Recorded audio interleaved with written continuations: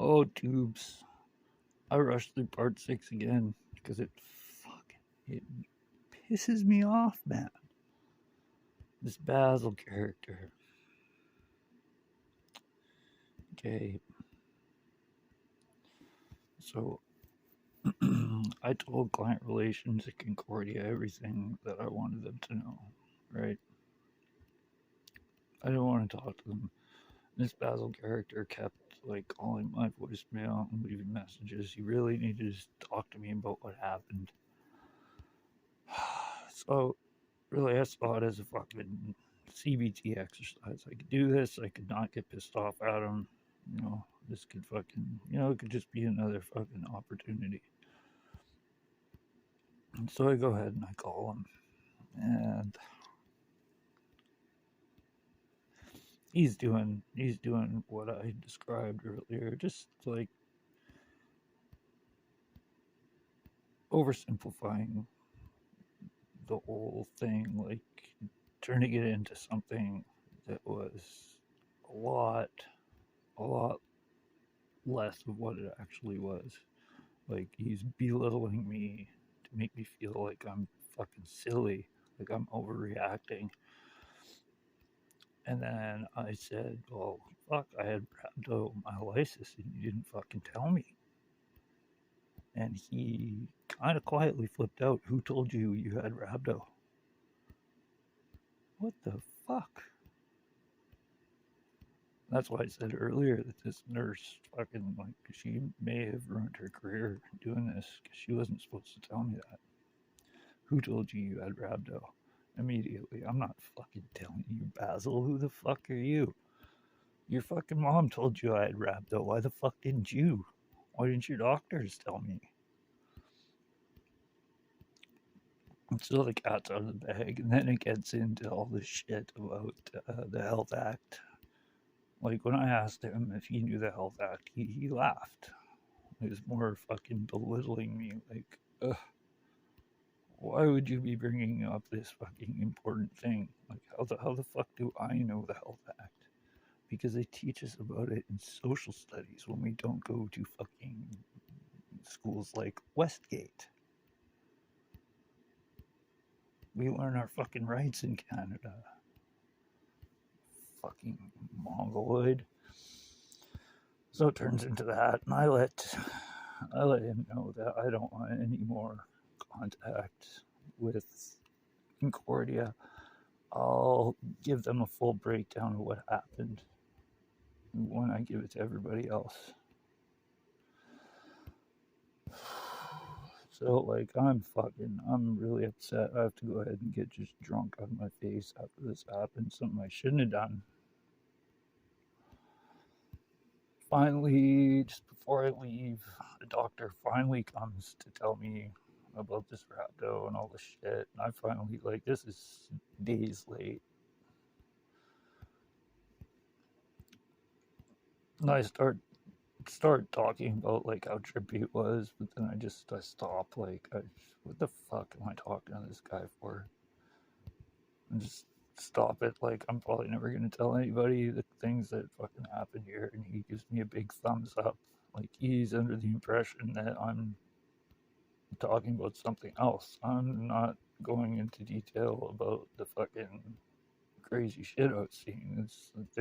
What happened here is absolutely going everywhere.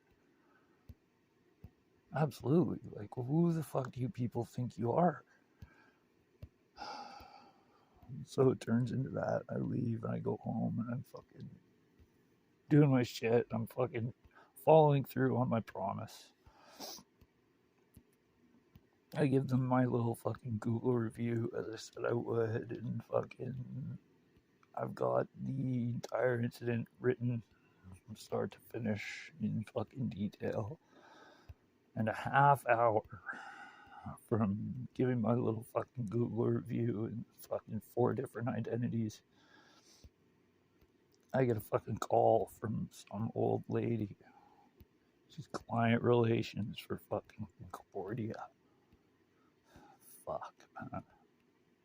I made it pretty clear that I don't want any contact from these people.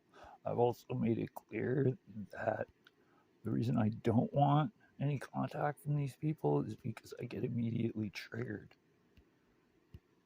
Whether they think it's ridiculous, I have no reason. The facts speak for themselves. I say that I don't want contact from them for a really good fucking reason. And they sent some old lady to call me. And fuck, man.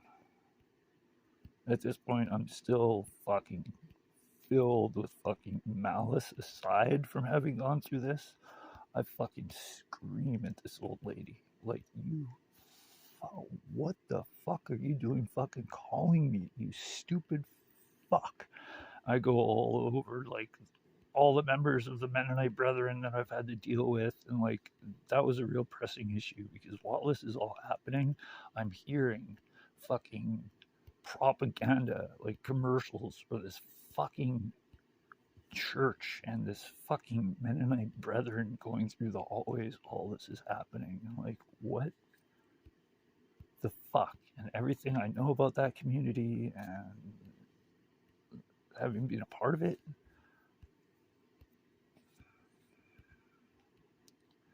the last people in the world who should have control of a fucking hospital.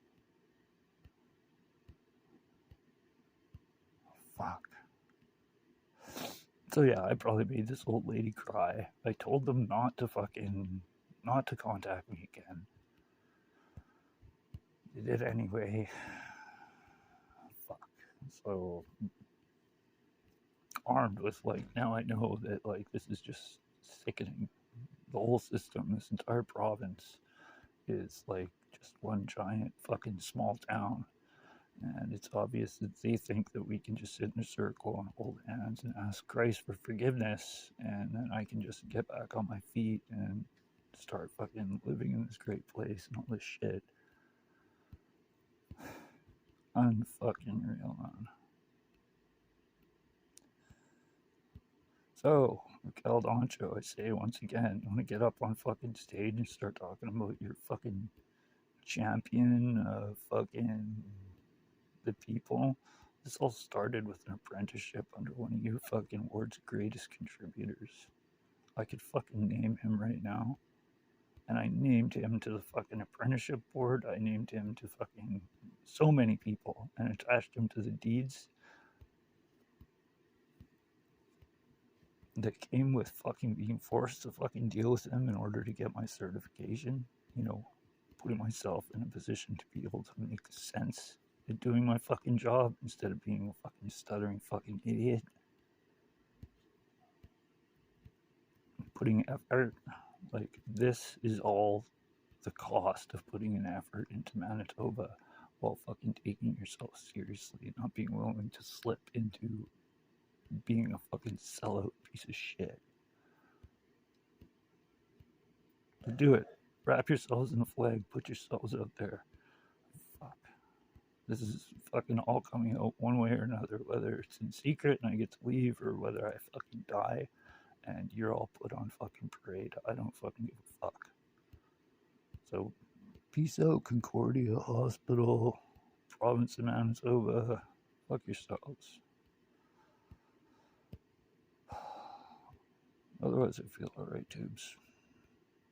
Peace out.